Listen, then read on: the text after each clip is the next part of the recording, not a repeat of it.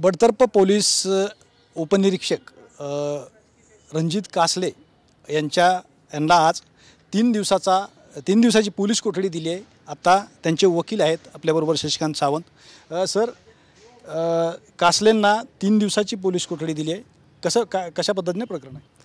नाही, कासलेवर ज्या म्हणजे क्लिपच्या आधारे हा अट्रॉसिटीचा गुन्हा दाखल झाला। तुम्ही जर ती क्लिप अगोदर बघितली असेल तर त्या क्लिपमध्ये फक्त 2 वाक्य आहेत की सो अँड सो मतदारसंघामध्ये मी एखादा कुत्रा जरी उभा केला तो निवडून येईल, एवढ्या हद्दीपर्यंतची ती क्लिप आहे।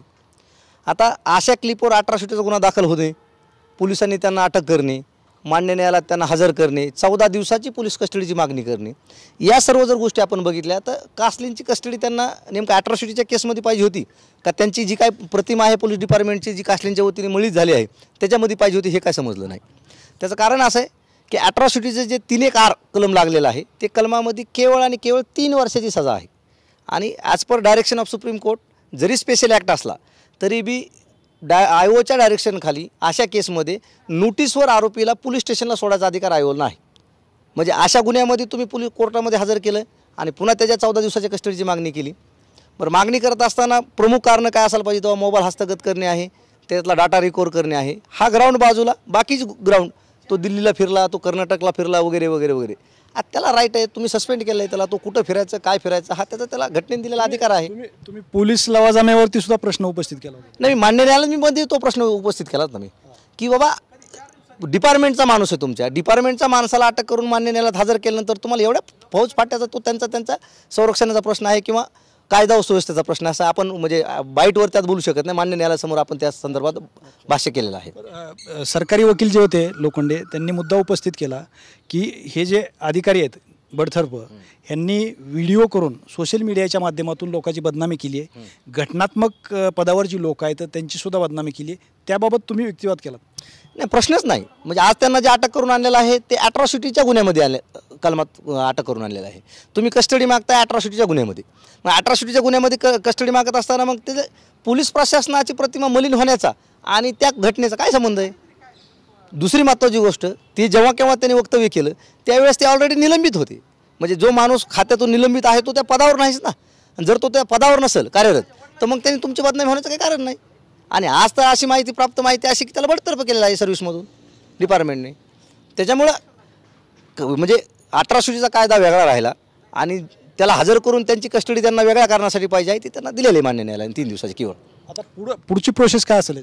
आता म्हणजे प्रामुख्याने जर या केसमध्ये बघितलं ना तर मोबाईल रिकवर करणं आहे आणि त्यातला डाटा घेणं आहे, या व्यतिरिक्त दुसरा ग्राउंड असू शकत नाही। कारण त्या केसमध्ये काय कुणाला मारहाण नाही, कुठले वेपन जप्त करणे नाही, त्या केसमध्ये फक्त आणि फक्त तो केलेला जो व्हायरल केलेला जो व्हिडिओ आहे तो जप्त करणे आहे आणि तो घेणे आहे। पासवर्ड काही नाही, पासवर्ड पण मागितला त्यांनी, पासवर्ड। टेक्नॉलॉजी आता एवढी डेव्हलप झालेली आहे की मोबाईल जरी तुमच्याकडे नसला तरी तुम्हाला त्यातला डाटा रिकवर करता येतोय, मग त्याच्या पासवर्डची तुम्हाला काय आवश्यकता पडली? आणि तुम्हाला आता ऑलरेडी कस्टडी दिली ना, तुम्हाला तो पासवर्ड सांगेलच ना, आणि नाही सांगितलं तर पासवर्ड उघडायचे सॉफ्टवेअर असंख्य आलेले आहेत। त्याच्यामुळे त्या केवळ पासवर्ड सांगत नाही म्हणून तुम्हाला असं म्हणता येणार नाही किंवा त्याच्या 14 दिवसाची त्यांची आम्हाला कस्टडी पाहिजे म्हणून। CDRच्या माध्यमातून हाच गुन्हा जर एका सर्वसामान्य व्यक्तीवर असता तर तुम्ही त्याला 14 दिवसाची पोलीस कस्टडी मागितली असती का? हा मोठा प्रामुख्याने प्रश्न आहे। म्हणजे फक्त कासलेंना अटक केलं म्हणून 14 दिवसाची पोलीस कस्टडी मागण्यात येते का? कायदा हा सगळ्यांना समान आहे, कायद्यापुढे सर्व समान आहेत, ते PSI असले काय आणि रस्त्यावर फिरणारा सर्वसामान्य माणूस असला काय। त्यामुळे मान्य न्यायालयाने जी त्यांना PC दिलेली आहे ती बरोबर केवळ 3 दिवसाची दिलेली आहे, 14 दिवसाची PCR देण्याची आवश्यकता नाही, इथपर मान्य न्यायालय आलेलं आहे। आता अट्रॉसिटीचं जे प्रकरण आहे त्याच्याबाबत जे आता यांना हे दिला 3 दिवसाचा PCR दिला, आता त्याच्यात पुढची प्रोसेस काय असेल? नाही, आता 3 दिवस ते तपास करणार, सोमवारी त्यांना 21 तारखेला हजर करणार मान्य न्यायालयामध्ये। वाढीव PCR मागितलं तर मान्य न्यायालयाला वाटलं तपासात काही तथ्य आहे तर वाढीव PCR देईल आणि MCR झाला तर त्या दिवशी आम्ही बेल फाईल करणार त्याच्यामध्ये। म्हणजे जे कलम लावले ते ऑलरेडी 3 वर्षाच्या पनिशमेंटचं कलम आहे, त्यामुळे bail is right not jail, त्यामुळे त्याला आम्ही बेल त्याची दाखल करणार।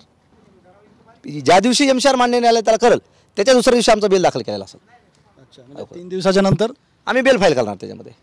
यस यस यस, चलो ओके, थँक्यू। Okay, thank you. एकंदरीतच 3 दिवसाच्या नंतर PC जी पोलीस कस्टडी आहे ती संपल्यानंतर हे वकील जे आहेत त्यांचे कासलेंचे ती बेलसाठी अर्ज दाखल करणार आहेत असं त्यांनी आपल्याला माहिती दिली आहे।